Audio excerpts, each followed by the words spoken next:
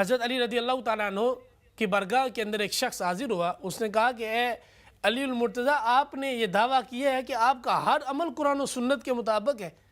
تو یہ کیسے ممکن ہے کہ آپ کھانا نہیں کھاتے، کہ آپ پانی نہیں پیتے، کہ آپ کاروبار نہیں کرتے، کہ آپ دیگر ضروریات زندگی کو سر انجام نہیں دیتے؟ تو حضرت علی رضی اللہ تعالیٰ عنہ نے فرمایا کہ ہاں، میں کھانا بھی کھاتا ہوں، میں پانی بھی پیتا ہوں، میں ضروریات زندگی کو بھی سر انجام دیتا ہوں، زندگی کے مختلف پہلوؤں کو بھی میں پورا کرتا ہوں، لیکن پھر بھی میرا ہر عمل قرآن و سنت کے مطابق ہے. وہ کہنے لگا کہ یہ کیسے؟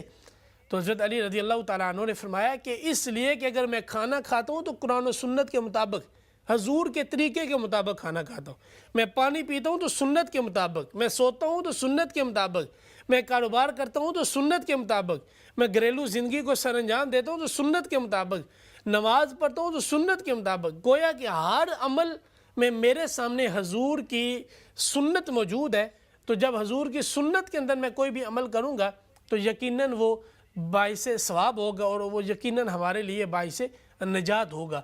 اور یہی حضرت علی رضی اللہ تعالیٰ عنہ کی ذات پاک تھی جن کا ہر عمل قرآن و سنت کے مطابق آپ نے گزارا اور امت کو اور اپنے ساتھ محبت کرنے والوں کو پیغام دیا. اگر میں حضور کا داماد اور حضور کا چچا زاد بھائی ہو کر، حضور کے اہل بیت کا فرد ہو کر اور حضور کے صحابہ میں شامل ہو کر اگر میں ہر عمل کو قرآن و سنت کے مطابق کرتا ہوں تو جو مجھ سے محبت کرتے ہیں، جو میری محبت کے دعوے دار ہیں، تو وہ میری محبت کے دعوے کے ساتھ ساتھ میری زندگی کے عمل کو بھی اپنی زندگی کا حصہ بنائیں. اور یہ محبت ہے، اور یہی محبت ہمیں دین سکھاتا ہے، یہی محبت ہمیں ہمارا اسلام سکھاتا ہے. اور میں یہ بات اکثر عرض کرتا ہوں کہ میلاد النبی کا موقع ہو یا محرم الحرام کا موقع ہو یا دیگر ایام ہو، تو ان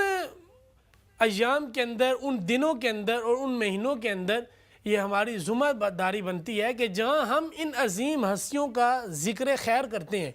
جہاں ہم ان کا تذکرہ کرتے ہیں، جہاں ہم ان کے نام کے نعرے لگاتے ہیں، جہاں ہم ان کے مختلف محبت کے کردار کو بیان کرتے ہیں، وہیں پہ میں اور آپ اگر یہ عزم کر لیں، یہ پختہ ارادہ کر لیں کہ ہم ان عظیم ہستیوں کی محبت کے ساتھ ساتھ ان کی سیرت کو اپنائیں گے. اس لیے کہ سیرت کا اپنانا یہ اسلام ہم سے تقاضا بھی کرتا ہے.